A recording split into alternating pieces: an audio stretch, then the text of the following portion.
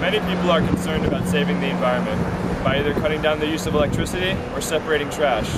However, our consumption of the most necessary resource is still very careless. Check this out.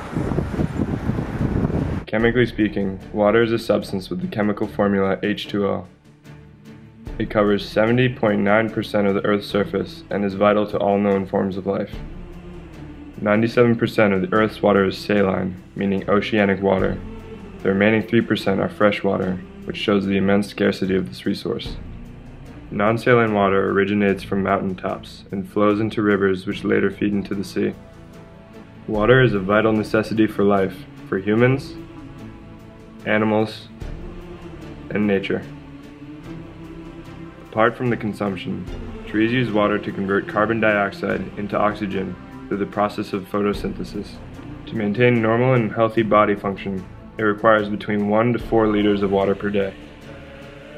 Besides the human body's need for water, water saves lives in terms of extinguishing fires or providing a natural surrounding for animals.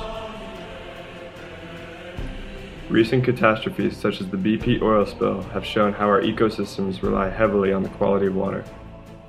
According to the CIA World Factbook, the merchant marine comprises of 35,100 vessels, transporting goods all over the world. Hence, this transportation is cheaper than by plane. Water is a critical trade path. Now let's move to some situations where we would need water, although we would not think about it. What would a pool be without water? How would we have cool drinks without ice cubes? And what would cute polar bears stand on?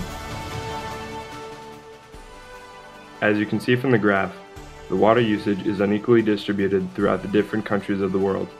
In third world countries, citizens generally use about 15 liters of water per day.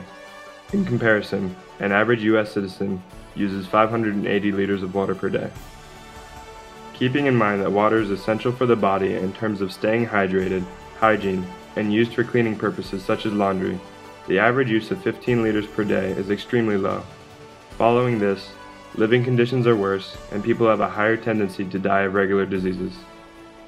For a better understanding, we asked Professor Dr. Gail Whiteman from Erasmus University, a specialist in environmental issues. Well, I think the first issue with water is to understand what your current consumption rate is. So try and figure out where you are using water. Obviously, it's easy to say how many times do you flush the toilet, or the length of your shower, or how do you cook.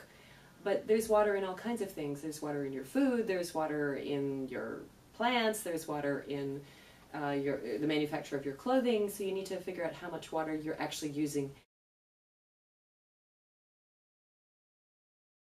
I think the issue of water and poverty has been really well researched. Certainly we've seen that there's been global studies looking at the issue of water and conflict. The water wars are something that are already starting in certain parts of the world and will only continue as climate change again puts water stress in terms of not enough water in certain places. But I think the access to clean, drinkable water is strongly linked to poverty and affects living standards, and particularly has a gender impact. Women and girls are disproportionately responsible for getting good water for their households, and they spend a lot of their time in developing countries actually trying to gain access to water. So I think that the issue of water and poverty and equity or lack of equity is fundamental. Yep. I think there's one or two key tips that everybody can benefit from. The first one would be just to simply turn the tap off when you're brushing your teeth. You don't need that water, that's just a waste, and in many ways that's low-hanging fruit. So turn the tap off when you're brushing your teeth and turn it back on when you're going to flush the toothpaste out. The second tip, though, is from a product manager at Unilever who told me about water consumption and laundry.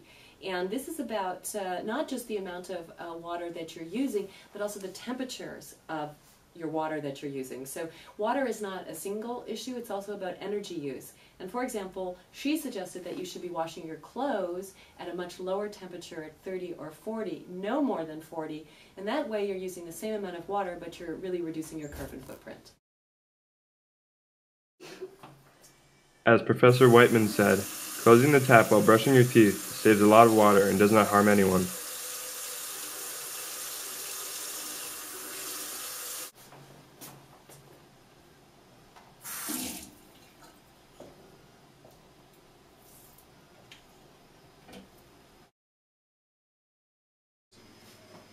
Only use the dishwasher when it is completely full. Try to wash big pans by hand.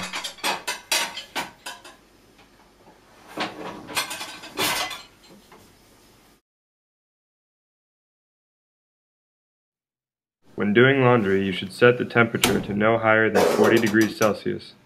While it uses the same amount of water, it reduces your carbon footprint.